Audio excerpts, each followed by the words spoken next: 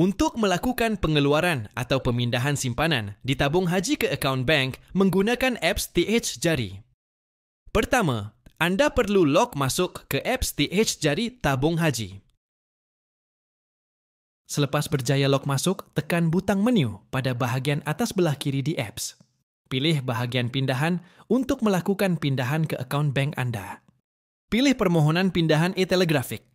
Tabung haji mengenakan syarat untuk pengeluaran, di mana untuk pengeluaran ke akaun bank Islamik tidak dikenakan charge dan untuk akaun selain Islamik akan dikenakan charge RM2.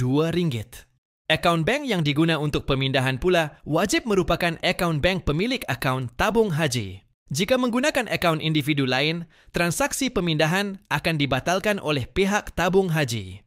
Tempoh pemindahan dari akaun tabung haji ke akaun bank, anda mengambil masa 3 hari bekerja.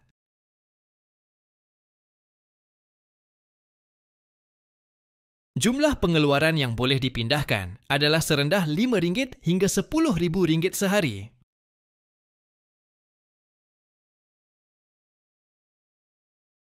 Jika anda pernah linkkan akaun bank ke akaun tabung haji, anda boleh tekan daftar di bahagian pilihan akaun bank. Maklumat akaun bank anda akan sedia dipaparkan. Jika tiada maklumat akaun bank yang keluar, anda boleh pilih belum daftar dan isikan maklumat akaun bank yang nak dipindahkan duit.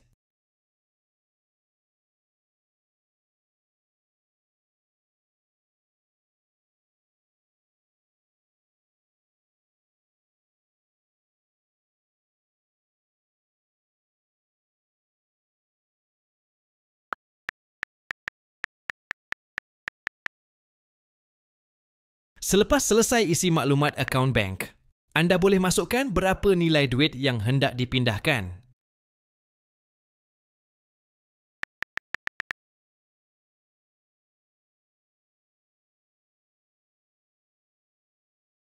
Semak maklumat untuk pindahan ke akaun bank dan tekan mohon TAC.